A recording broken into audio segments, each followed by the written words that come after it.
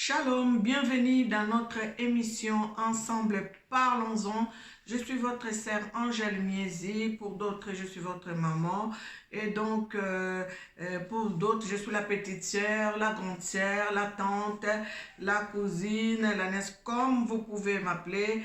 Donc voilà, nous sommes en train de vous livrer une émission qui va révolter nos esprits. Vraiment, il faut que tout le monde soit au courant de ce que j'ai appris. Parce que moi aussi, j'ai appris. Hein, voilà. On nous dit un peuple qui ne connaît pas son histoire, c'est un peuple dominé. Hein, un peuple qui ne connaît pas son histoire, c'est un peuple dominé. Nous devons connaître notre histoire. Comme j'ai dit la fois passée, nous devons parler de nos ancêtres, de nos parents, de nos patriarches qui sont passés avant nous. Et donc, le monde, quand même, nos descendants, nos enfants, nos petits-enfants doivent connaître quand même notre histoire. Parce que l'homme noir ne fait pas attention à son histoire. L'homme noir vit au quotidien et n'arrive pas à transmettre son histoire. Comme nous n'avons pas vraiment l'habitude de lire et nous n'avons pas aussi l'habitude de faire les recherches concernant notre passé, et nous risquons de perdre notre histoire si nous n'en parlons pas. Donc, je rappelle que c'est une émission chrétienne, éducative, sociale, bilingue, français, lingala. Il m'arrive souvent de parler en lingala qui est ma langue maternelle. Voilà. Pour ceux qui ne comprennent pas les lingala, nous essayons de faire un résumé pour que tout le monde puisse comprendre ce que nous sommes en train de dire. Dernièrement, je vous avais donné un verset biblique. En passant, veuillez m'excuser parce que c'est le psaume 2, hein, le psaume 2, verset 3. J'ai corrigé cela après l'émission. Comme quand je fais une émission, j'ai pas vraiment le temps de reprendre en fait ou de couper. Donc nous le faisons quand nous le faisons. Et s'il y a une erreur d'un verset biblique, ne vous inquiétez pas, je corrige en écrit, dans les commentaires, je corrige. Donc la Bible déclare, brisons leurs liens, hein, délivrons-nous de leurs chaînes. C'est le psaume 2 au verset 3. Hein. Donc j'ai été un peu rapide, je vous ai donné un autre psaume. Aujourd'hui, je vais lire un passage biblique qui est dans le livre d'Ézéchiel 23. On fera retomber, Ézéchiel 23, verset 49. On fera retomber votre crime sur vous et vous porterez les péchés de vos idoles et vous saurez que je suis le Seigneur, l'Éternel. Je parle de ces versets parce que j'ai pu quand même aller fouiller dans l'histoire de notre maman Kimpavita. J'ai dit que je parlerai de notre Mvuluzu Kimbangu. Hein, je parlerai de lui parce que le 6 avril, ça sera l'anniversaire, donc c'est le centenaire de la mission de papa Simon Kimbangu. Donc, je tiens vraiment à parler de papa Simon Kimbangu, hein, Mvuluzu Kimbangu. Je tiens à parler de lui parce que beaucoup de Congo ne connaissent pas leur histoire. Hein, je sais qu'il y a plusieurs personnes qui ont parlé de Maman Kimpavita, mais je viens seulement faire un rappel à ceux qui n'ont jamais écouté cette histoire, à ceux qui n'ont jamais connu qu'il y avait une femme qui existait dans notre terre, sur notre Congo, qui s'appelait Maman Kimpavita. Et Maman Kimpavita a annoncé la venue de Mvuluzu Kimbangu. Voilà pourquoi, avant que je ne puisse commencer à parler de papa Mvuluzu Kimbangu, aujourd'hui, je vais parler de Maman Kimpavita. Cela concerne notre histoire. Sengato Lobela Toyeba. Cette émission s'appelle Ensemble Parlons-en. Ensemble Parlons-en, c'est vous et moi. Hein, si vous avez un sujet, si vous avez une histoire, n'hésitez pas. Vous avez nos coordonnées. Hein, c'est marqué sur la description. Appelez-nous, discutons et on va voir comment est-ce qu'on peut faire pour en parler. Et ces derniers temps, nous sommes en train de parler de nos patriarches. Donc, Maman Kimpavita, qui était-elle? Maman Kimpavita est née sur notre royaume Congo. Le royaume Congo, les pays qui faisaient partie du royaume Congo, c'est les Congo, Kinshasa, Congo, Brazzaville, Gabon, Angola. Hein, d'autres, je ne sais pas, je ne vais pas mélanger et surtout, je ne vais pas parler de choses que je n'ai pas écoutées ou vérifiées.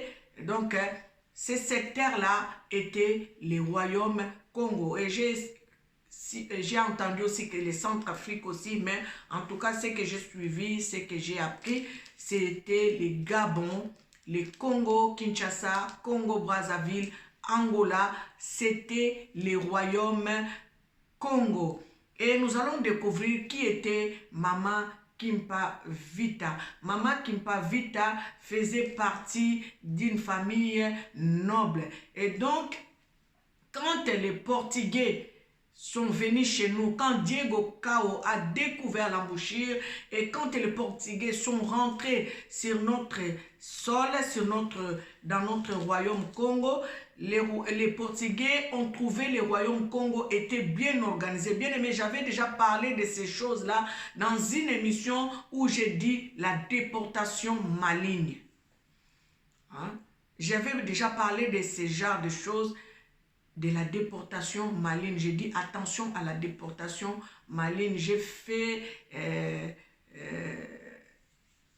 un tour, aller voir comment le royaume Congo était bien organisé, bien aimé. Avant que les Portugais rentrent dans notre royaume, ils ont trouvé le royaume Congo était bien organisé, les rois étaient bien organisés scientifiquement, les rois étaient bien organisés militairement, les royaumes Congo étaient bien organisés.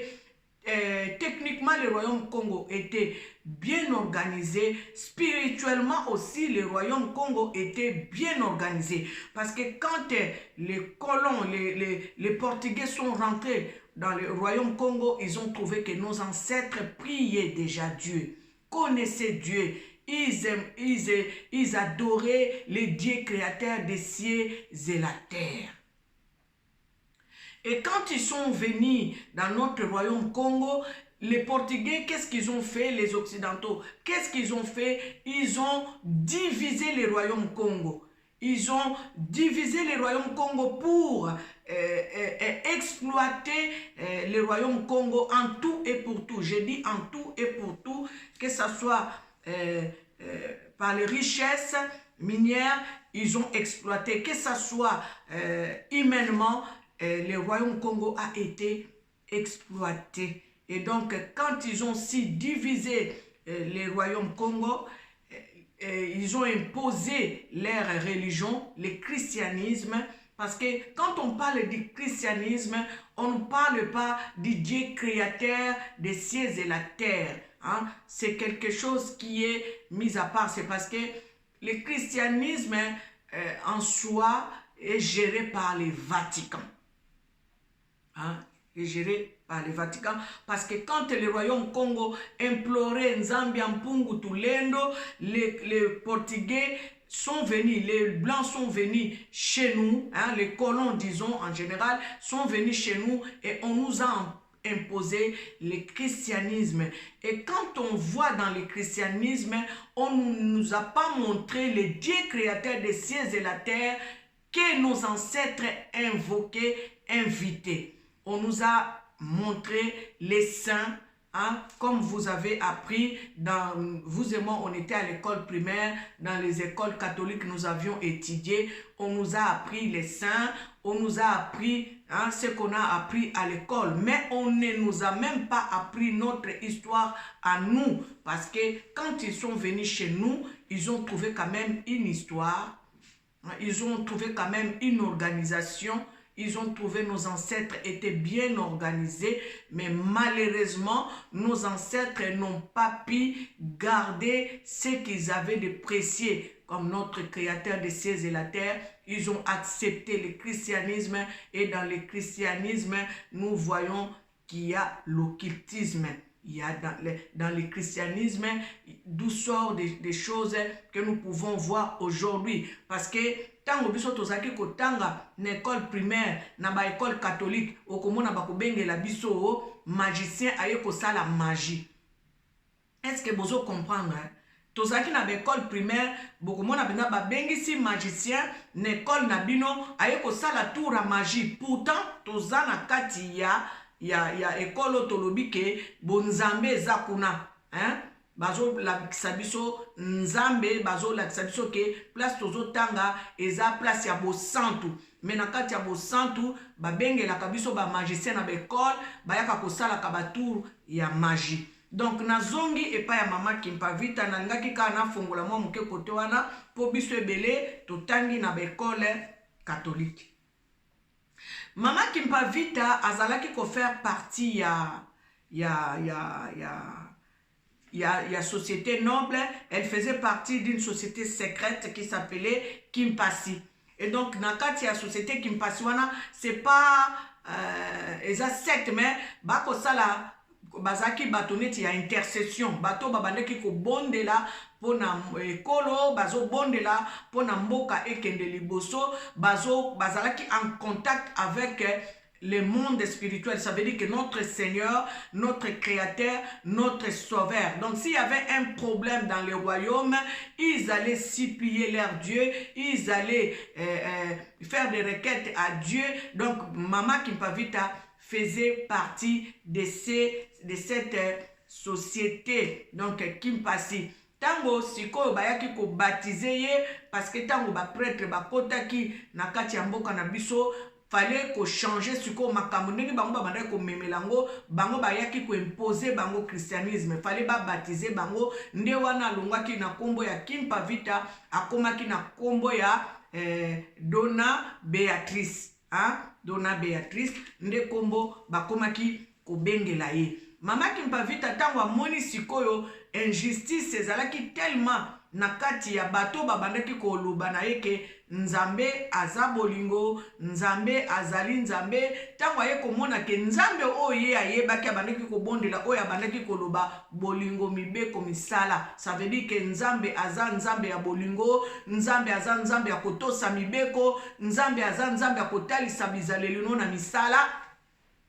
Ayaki komona différence wana nde akomaki ko protester, akomaki ko boya, akomaki ko loba ndenge nini bino boyeli biso nzambe olebote ya biso bolingo, mais bino moko batu bozote ya biso nzambe boza na bolingo te, bozo maltraiter batu, bozo kata batu maboko, bozo yiba ba richesse na biso. Donc Mama Kimpavita azalaki une femme qui était éveillée spirituellement, hein? Azalaki komona ba makambo mususu oyo batu mususu babandaki komona te. Vu que azalaki toujours en contact na nzambe, azalaki mwasi ya mabondeli tolo baboye. Donc makambo suso bato so bana komona te, ye abandaki komona yango. Donc tango abandi ko telemela sikoyo ba makambo bayaki nango oyo bayaki kotalisa bango aye komona ke makambo batalisi bango eza bongo te po bandeko tokoloba te que mutu moko te akosama na mokilo, mutu mususu soka akosami ayaki komona kete na kosami na kozonga sima.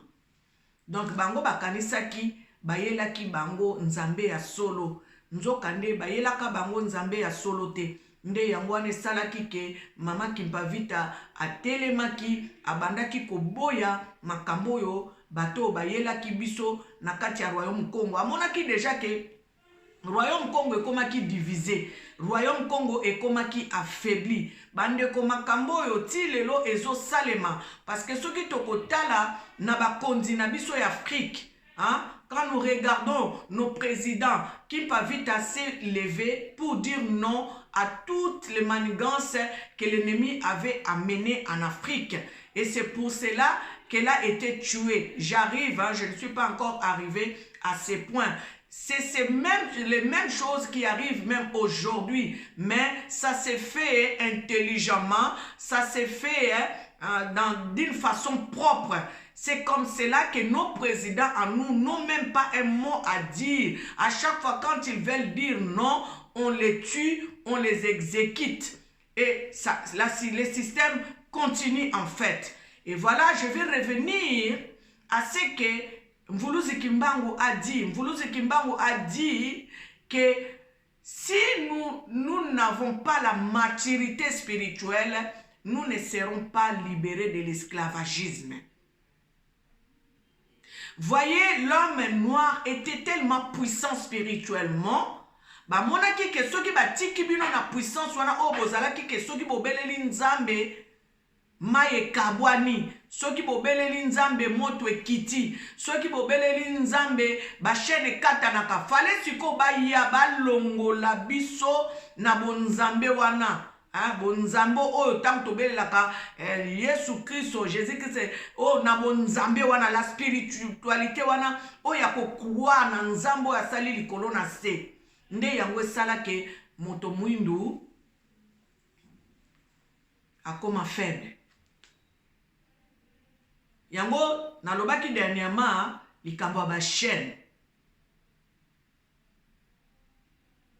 Likambo ya bachaîne bandeko tozwa ngo kaka na kote te ke nazobala te, nazobota te, nazozwa te, nazaboye te. Likambo ya bachaîne eza likambo moko munene bandeko, parce que mentalité na biso déjà soki eza enchaîné, eza difficile pour na biso tozwa bosomi. Mentalité na biso déjà soki eza enchaîné, yango moni nzambe aye koloba awa pe Mvuluzi Kimbangu alobango alobi tango tokozwa maturité spirituelle quelque part pe na Bible balobi mwana soki azana no mwana muke akoyeba kozwa héritage na ye te. Bandeko Bible eza na makambo na ngo yango nalobaka mikolo nyonso toyebi nyonso te, o toyebi ndambu. Maintenant au moins ndambu toyebi tosengaka nzambe apesaka biso discernement to comprendre nzambe alingi koloba na biso nini. Nzambe alingi koloba na biso tant que tozana no bana mike spirituellement tokozwa héritage na biso te. Tant que tozana no bana mike spirituellement bandeko ekozala na biso difficile tozwa héritage na biso, parce que héritage na biso eza géré par batu mususu batiter batiter bazali batiter wana eza occidentaux bazo gérer ba héritage na biso. Soki biso moko tozwi maturité spirituelle te ekozala na biso pasi bakobando pesaka biso tango nyonso ba miette, parce que bazo mona biso ke nanu tokoli te, nanu toza ba responsable te. Yango wana photo zala na éveil spirituel, ça veut dire que tokoma na likambo wana papa Kimbangu aloba poto zwa bosomi to, donc fo mutu mwindu azwa maturité spirituelle. Nazonge pa Kimpavita. Mama Kimpavita tellement bandaki ko telemela batoyo ayebaki ke baye kosala biso échange ya mwana. Moni mwasi andumba wana lalelaka mwana na ye wana. Mwasi andumba wana laleli mwana na ye balamuki na tongo azwi mwana oyo mwana nanga azwi a échanger mwana. Kimpavita telemi alobi mwana oyo bopesinga oyo aza mwana na ngate. Mwana obino bopesinga aza mwana na ngai te. Mwana na nga akufi te. Échange. Bazwa mwana ba échange. Kimpavita telemi alobi te mwana na ngai te. O wana alobi soki boye toswa mwana ngo tokata ye katikati. Kimpavita alobi bon, c'est pas grave. Je préfère na mona kamboka nanga ezala bien na tikeli bino. Bandeko nangi kokota nesika wana na mozindo te yoyo etangaka Bible senga molimo mosanto apesa yo compréhension ya makambo nga naza koloba na yo. Kimpa vita lobi kete boyete bolingo eza lisusu te bato bakomi kokufa tozalaki kimia awa tozalaki tranquille ndenge nini bato baye kimia eza lisusu te bato bakomi bawumbu bato bakomi kolelalela royaume panzani bato bakabwani biso toza lisanga ndenge nini bato bapanzani ndenge nini bato baye kodivise biso tozaki toza bomoko ndenge nini bato bakoti badivise biso. Kimpa vita komi koloba non. Tango kimpa vita bandi koloba non ba diabolize ye. Tango babandi ko diabolize ye. Kimpa vita sikoyo ayebaki kolongwa na religion na nini ya katoliki. A se mettre na ye à part. Tango a se mettre à part ake ko sangana na mama mafuta. Babi mama mafuta wana azalaki na 75 ans, 75 ans. Kimpa vita azaki na vingtaine. Asangani na mama mafuta likambo na bango ezalaki kobondela kaka tango nyonso pona mboka. Babandaki kobondela pona royaume ndenge bato bayaki kodivise bango. Kimpa vita na mama mafuta na babandaki kobondela nzamba sala ke bazonga ini. Bazonga ini, bazonga bomoko. Et puis tango asalaki bongo bande kwa komaki ko drainer ba foule. Bato baboyaki kokende lisusu na l'église catholique. Tango bato baboy kokende na l'église catholique, ba prêtre ba telemeli Kimpa vita. Sikoyo po bazwa Kimpa vita, il fallait balekela epa ya roi. Tango roi en fait, fallait balekela epa ya roi po ba kanga Kimpa vita. Nandi kokoma na bakota na ba detail te tozoloba likambo malembe yango nzamba sunga biso to bando sala ba live po to banda ko discuter ensemble po to banda ko lobela makambo yo ensemble mais na yo kozwa video oyo ndeko kabola yango eza richesse oyo tozopesa na bana na biso o bakoko na biso bakoya kotika. Il faut ba yeba histoire na bango. Un peuple qui ne connaît pas son histoire, c'est un peuple qui est dominé. C'est un peuple qui va marcher sous un titère. C'est un peuple qui n'aura pas sa maturité spirituelle. Et donc Kimpa vita faisait des prières une fois avant de commencer cette prière, en fait les séances de prière que Kimpa vita faisait. Kimpa vita était morte et elle est restée dans le séjour des morts, dans le sommeil des morts 3 jours. Et le 3e jour, elle est ressuscitée en disant qu'elle a rencontré le Seigneur qui lui disait qu'il fallait qu'elle puisse rassembler son peuple. Et c'est comme ça que Kimpa vita a commencé la mission de rassembler le peuple. Donc, comment tu mobiliser le peuple pour le royaume Congo et zongana esika nango bisika bayaki ko diviser ango bisika bayaki ko bebisela ango Kimpa vita bitumba na ye. Donc, c'était elle menait un combat spirituel. C'est comme ça que je dis, Dieu est Dieu. Dieu aime le Congo. Dieu aime le Congo. Dieu a suscité les gens comme les mamans Olangi. Poto salaka combat spirituel et na niveau nini et na lolenge nini. Kimpa vita s'est levé. Kimpa vita commençait maintenant à mobiliser le peuple, à faire lever, à mobiliser le peuple, à aller se recueillir devant Dieu, d'implorer la miséricorde de Dieu pour que le royaume puisse se stabiliser. C'était la mission de Kimpa vita. Bato nyonso bakimi ba église catholique balandi Kimpa vita. Tango balandi Kimpa vita ba prêtre ba moni ke eza danger pour na bango parce que ba prêtre ba missionnaire bazwaka déjà etinda. Bazwa déjà etinda ke ndenge ba ye pa bato mwindu il faut ba abrutir bango. Bande ko makambo na za koloba ezate po tokoma na ba haine na mitema. eza te po toto yina mindele te makambo naza koloba eza po toyeba histoire po ebele bayebi histoire te ebele to négligeaka même nga bandeko na bande pe ko négliger na bandaki ko négliger mais esali ke tellement j'aime mon pays, tellement que je plaire pour mon pays, tellement que je me soucie de mon pays. Bande komboko to ya koya, to kozonga. Na yeba kama molangi mukolo mususu na Allemagne, bato bazala na Allemagne ba yebi makama molangi aloba na biso alobi préparez-vous de rentrer na 2004. Alobaki na biso préparez-vous de rentrer.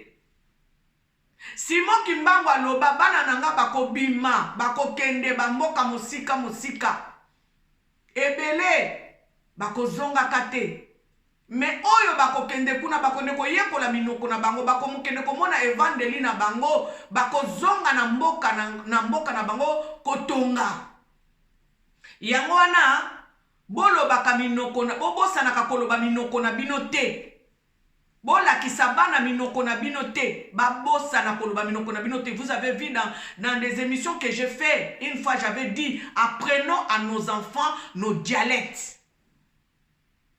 Bato balandaka nga bayebi bit ya émission ezanine émission ezali tolobaka makambo oyo ezali tozomona ezobungisa biso tozonga na nzela oya malamu tosala oya mabe totika. Ensemble, parlons-en.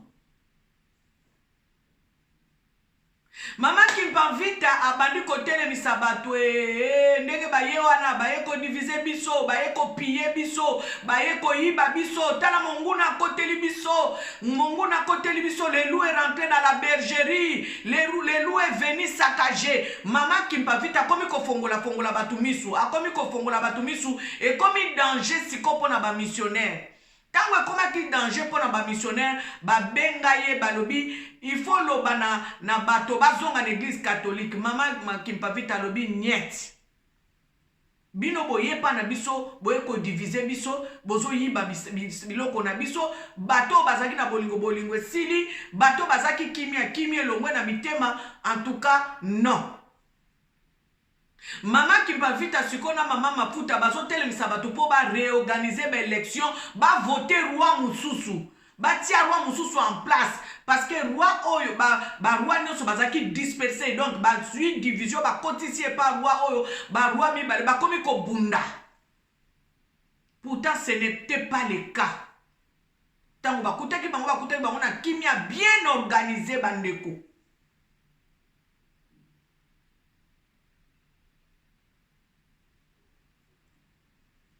Mbala moko mama Kimpavita ake ko sala prière na mama mafuta da marié moko na batu mususu na zamba akoti zamba ndeke tokendeke retraite ake ko bondela tango ake ko bondela ba missionnaire bake ko melisa soki roi masanga bake ko kanga mama Kimpavita. Déjà tango yo oboni yo roi obonde la kanzambi mpungu tulendo le véritable le redoutable le Dieu créateur de ces et la terre bato yo bapaya baye na banzambe na bango bandimission nzambe na bango babatize yo bato babandaki ko s'incliner devant yo bazo ko s'incliner surtout po yo komi mwana spirituel na bango. Siko héritage na yo e komi géré et pas na bango.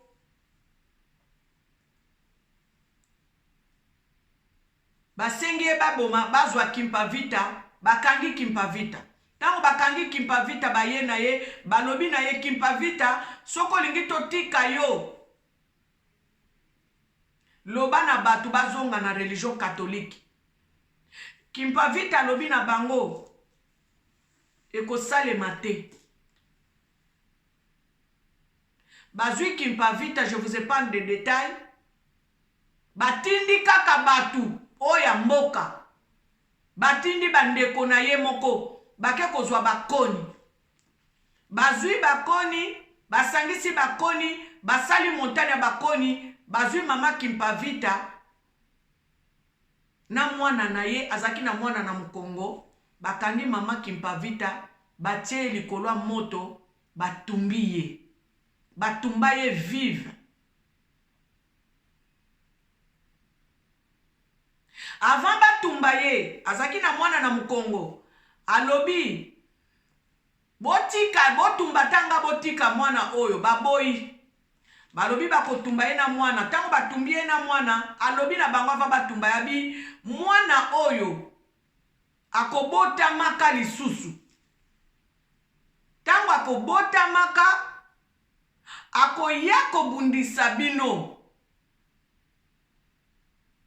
Pe bokonzi ekopesa mela ye.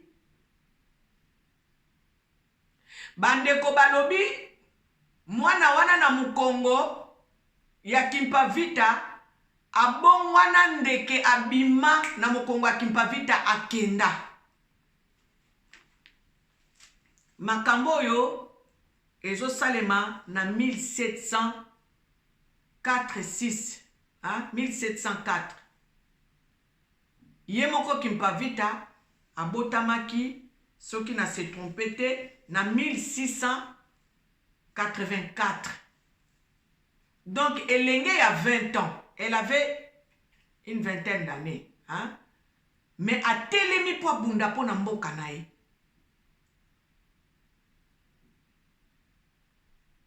Et quand elle était prise comme ça, elle annonçait la venue de Mvuluzi Kimbangu. Nde yango moni na lobina bandela nanu na mama Kimpavita. Pena kende malembe. Penzambe azako sosolisa ngai. Mukomususu nazo kabola nande konanga mobali na lobi oh. Lelo nzamba komi ko sosolisa nga. Moto nyonso face à la combat spirituel. Amolandi a eu une mission de venir libérer les nations. Oui, bien, monsieur Tokoloba Bobo, comment on a besoin d'exagérer. Mais le combat spirituel, c'est ça.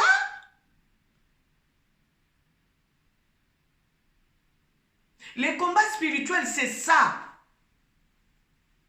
Bien aimé, Makamba Kimpavita, n'a épargné ba détail parce que tellement na landi ango na lingi na yeba na ngi na comprendre, na survoler mouke. Mais bon comprendre quand même, mboka bisika to uti. Royaume Congo bandeko to se trompete balobi mundele azui civilisation et pas ya batu mwindu. Civilisation balobi banda en Égypte. Mais mutu mwindu soka yebite bakokosa ye bakoloba na ye to uta na banzete parce que tango bango ba réduire biso ne tawana ya banzete. Po balobi bisika basalela ba dega na bango balobi royaume wana nyoso capital wana nyoso ba panzango ba bonzango pona ko effacer ba trace. Yangwana tozalaka kirie ya koyebaka ya ko comprendre na internet makambo ebele zali. Internet ezakaka na makambo buzoba te ya ba polémique te ya makambo kofinga na te ya makambo te balobi nini kuna te. Internet ezape na makambo yo ezopesa biso mayele ezo pesa ngai bate yanga te mama Kimpavita bate yanga te. Tango na bandaki kotanga na catholique bate yanga Saint Louis, Saint Paul, Saint Jacques. Mais ceux qui bakolo bazalaki mayele bazaki na bolingo balingi ko effacer histoire na biso te balingi ko effacer ba trace na biso te. Pourquoi babetela biso masolo ya Kimpavita te? Na histoire na biso ndenge totanga na ba classe. Totanga ba Livingstone, ba Diego Kao, totanga ba histoire ba Amérique, totanga ba histoire ya Europe. Mais pourquoi totanga histoire na biso te ya Afrique? Biso ba Congolais, pourquoi totanga histoire na biso ya Congo te toyeba Congo ezalaka ndenge nini royaume Congo ezalaki ndenge nini roi nini oyebi kende toza boye bato ebele toyebi histoire wana te. Eza info perso nde tozokende ko découvrir ba roi Nzinga Nkuvu bazalaki Congo, Angola, Brazza, Kinshasa, Gabon tozalaki mboka moko. biso tozo yeba makambo te yango moni ba Congolais Brazzaville na ba Congolais Kinshasa ba finga naka po ba yebi te ke bazaki mboka moko. Bon muto ayebi histoire okende ko finga Congolais Brazza pona nini? Okende ko finga Gabonais pona nini? Oko yina Angolais pona nini? Mais lokola to yebi histoire te. To koma neti ba ennemi ba to Congo na ba Congo Brazza ba yoka na kate ba koma ko finga na même na ba internet. Est-ce que yoko ko telemo ba do finga ndeko na na internet? Non. Mais lokola to yebi histoire te. Et sengeli to yeba histoire bandeko. Faut pas qu'on soit abruti. Atako to ko mutu soki ba kosi alamuka habite oyote na kozwa oyote. Mama Kimpa Vita abandaki kotelema parce que balalela ka bébé na ye. Balaleli bébé na mutu ala azwaki a échanger ki bébé na ye.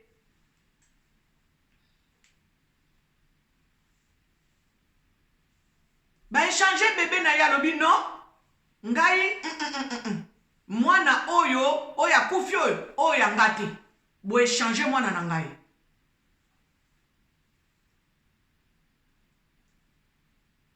Ya mwana tango totelemaka tobondelaka mingi pona ba nation. Prions beaucoup pour nos nations. Hein? Il faut tobondelaka pona ba nation, même combat spirituel, to salaka pona ba nation. Nzamba yokaka, le Dieu créateur des cieux et la terre, ayokaka bandeko, to telema, to bondelaka pona ba nation. Bitumba papa mvuluzi kimbango abunda yango oyo. Yangwana pona ko effacer ba trace bomoni ba cataloga ye mindele ba lobby azo sala fétichisme non ezaki fétichisme te ezalaki le Dieu tout puissant le créateur des cieux et la terre tango alobi ke ngana keime na kozonga bien aimé monde spirituel mutako koyeba kaka ye moko nzambe nako ya malembe nako banda ko expliquer pour to comprendre muke awa Macron alobi nous sommes en guerre vous comprenez nous sommes en guerre à répéter qui combien de fois qui 6 fois qui 7 fois nous sommes en guerre avec un ennemi invisible na ucho pesa bino verset oyo na ucho pesa bino Ézéchiel 23 49 Nzambe akosambisa ba crime na bango. Nzambe akofaire retomber masumu na bango na mituna bango kaka. Le roi tout puissant c'est l'Éternel, le Dieu des armées. Yende akoya kokata makambu. Yende akolobake mwana oyo yo lobike ya yo. Kolo mwana ye oyo. Soki roi Salomon akokaki kokata makambo. Lelo roi Salomon ya mokolo lelo tokoloba ye moko le créateur des cieux et la terre, maître de l'univers. Mbe ye akotele masikoyo koloba kete yo lalela ki mwana na yo ya mwana na yo asi akufa. Ozwi mwana batu moto wana pe azwa mwana tika lobi pona lingi komona kufa na yete vomena talaka yata na mosika mais à vivre. Roi wana les rois divins. Les rois divins, yenda kokata makamu. Yangwana mutu mwindu kolela kate.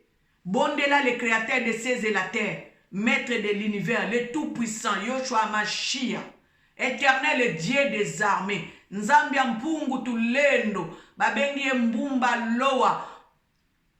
Kimbangu abengaka ye mbumba loa mpinanza.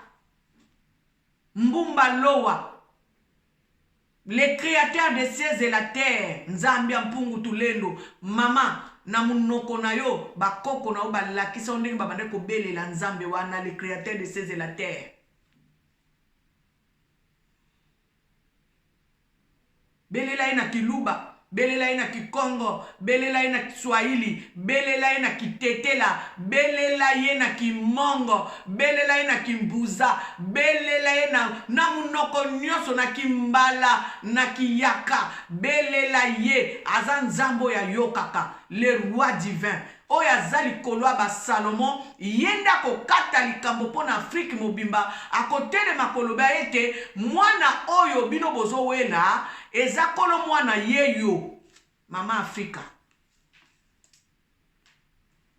kolo mwana eza mama afrika mama mundelo lalela mwana na mwana kufa mama afrika lalela mwana te mama afrika zaka mayela za kekenge otelemi olobi mwana na yo y a pas de problème moto akokata makambo ezaka roi yango na ngina lobela bino makambo akimpa vita bandeko fo toyeba histoire na biso tomimonaka te tomiminimizaka te tolobaka te toza moindre te bazwa mwana na biso nde baéchangea sikoyo kita yo ozala éveillé olamuka spirituellement ozwa oyo ezali papa Kimbangu aloba ozwa maturité spirituelle maturité spirituelle wana soko ozwi yango okocomprendre ke oza puissant o nzambe alobi na yo ke tu es un peuple puissant mais bafaiblir yo parce que bayaki kolatisa yo biloko ezali ya yo te balatisa yo baarme oyo ezali ya yo te ndeko telema oyebi ntango tozotelema boye c'est parce que nzambe mpe azoloba na biso totelema ndenge ozoteyela nzambe continue mais sengaka plus lisusu nzambe abanda kolobela yo nini esengeli osala mpo na kosauve baarme mpo na kovivre bapromese ya nzambe nzambe akosa te nzambe aloba makambo ya solo nyonso alaka biso ekokokisama esengeli kaka tozwa maturité spirituelle nde ezozanga biso yango moni bapaster mosusu bazokende kokota occultisme bazokokende kosimba makambo bakokosimba te mpo baluka maturité spirituelle wana eza na bongo te maturité spirituelle ekowute pa Yemei le créateur des cieux et la terre oyo papa Kimbangu abandaki kobelela soka beleli bato bapanzani prochainement nakoya nakoloba batémoignage onga na yoki ya lolenge nini Kimpa Vita atambola na nzambo lolenge nini mvuluzi Kimbangu atambola na nzambo lolenge nini bayike batamboli na nzambo. Amolangi disait toujours, vous ne connaissez pas mon Dieu. Bandeko, to yeba ma bomba mi. Attends, sauter, mais to bando comprendre. Bala qui c'est là, on a filmé pour comprendre, papa. Batia filmé pour biso to nga facilité, batia on a théâtre peut-être, to bando comprendre. Mais Bible, ce qui tozo tanga Bible, Zwa Bible, lisolo ilikambwa Bible yo, ezala ya yo. Histoire mboka na yo. Histoire ya nation na yo. Po nyonso eza na kati ya Bible. Balobi nyonso eza na Bible. Mvuluzi Kimbangu aloba ki botanga ka Bible. Na kati ya Bible boko kanga moyibi de lokwa yiba bino. Otanga Bible. Yesu Kristo nde mokonzi. Totanga ka Bible. Nzambi ya mpungu tulendo nde mokonzi. Mbumba loa nde mokonzi. Mpinanza nde mokonzi. Ngana za mkongo na zolo bango na Kikongo. Siko yo lobango na Kiluba. Lobango na Swahili. Lobango na minoko nyoso. Mama Kimpa Vita telemaki. Ndenge ba français balobakawa Jeanne d'Arc. Abunda po na nation na ye. Parce que tango yaki komona ke makambo ezo salema ndenge yango koko salema te atelema bunda. Mais bana na biso ba yekola histoire à Jeanne d'Arc. Bana na biso même en Afrique. Nos enfants même en Afrique étudient qui était Jeanne d'Arc. Mais est-ce que nos enfants en Afrique on leur dit qui était Kimpa Vita? Dans l'histoire, il faut apprendre à nos enfants qui était Kimpa Vita. Pourquoi nos enfants ne connaissent pas Kimpa Vita? Aujourd'hui, moi j'ai mes enfants, si je leur pose la question, connaissez-vous Kimpa Vita? Mes enfants me répondront non. Parce qu'on ne leur apprend pas, on n'apprend pas à nos enfants l'histoire de notre pays, l'histoire de notre royaume Congo, l'histoire de l'homme noir. Et quand nous n'apprenons pas à nos enfants l'histoire de l'homme noir, qu'est-ce que nous allons laisser à nos enfants comme héritage? Parce que les choses que nous sommes en train de dire là, c'est en fait, c'est expliqué verbalement. C'est pas écrit. C'est très dangereux. Donc, nous devons transmettre l'histoire. Voyez, j'ai suivi l'histoire de Kimpavita, mais j'ai eu des dates différentes. Pourquoi? Parce que l'histoire n'est pas écrite. Si l'histoire était écrite, j'allais fouiller dans une bibliothèque et voir que non, c'est la date est telle, c'est la date de naissance c'est ça, elle est morte telle date. Mais j'ai des dates différentes. Voilà, c'est pour cela que je mets un peu un frein pour ne pas trop parler de ça parce que sinon, peut-être que ce n'est pas la bonne date. Je ne saurais pas comment m'expliquer un jour parce que tout ce que nous faisons sur YouTube, ça reste. Mais rentrez quand même dans YouTube, tapez Kimpavita et allez savoir qui était cette femme. Hein? Elle était comme une Jeanne d'Arc de chez nous. Qui était cette femme? Pourquoi elle a été brûlée vive? Elle a été brûlée vive parce qu'elle s'est levée pour sa nation, elle s'est levée pour son royaume, parce qu'elle avait vu que son royaume a été déstabilisé par les colons. Les colons sont venus, ils ont divisé les royaumes et ils ont affaibli les royaumes. Et voilà, l'homme noir a commencé à être esclave sur sa terre. L'homme noir a commencé à être déporté. Voilà le combat de Kimpavita. Elle avait dit non. Et on l'avait brûlée vive avec un enfant au dos.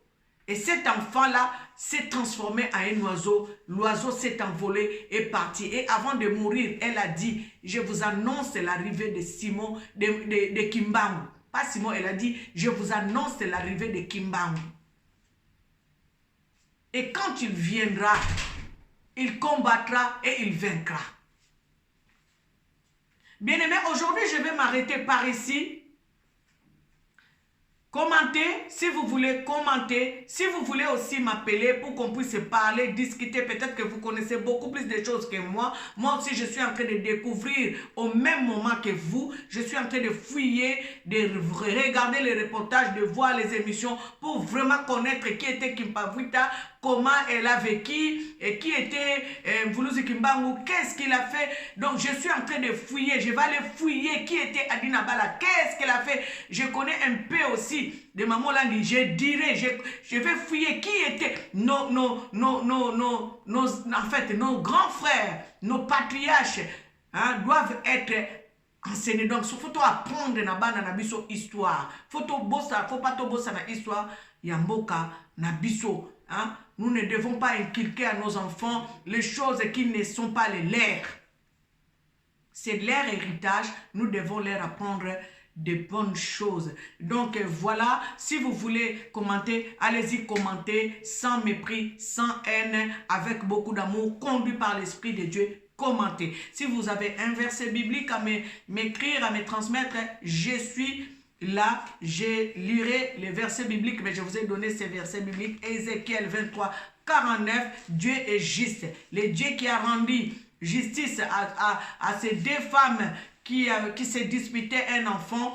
Et donc, le Dieu de Salomon, c'est le même Dieu qui est le juste juge, qui va redonner à l'homme noir ce qu'il a perdu. Et donc, voilà. Les numéros, et là c'est la description. N'hésitez pas à commenter, n'hésitez pas à vous abonner, n'hésitez pas à partager cette émission. Vraiment, nous allons nous revoir pour une prochaine édition le samedi prochain. Que l'Éternel Dieu vous bénisse abondamment.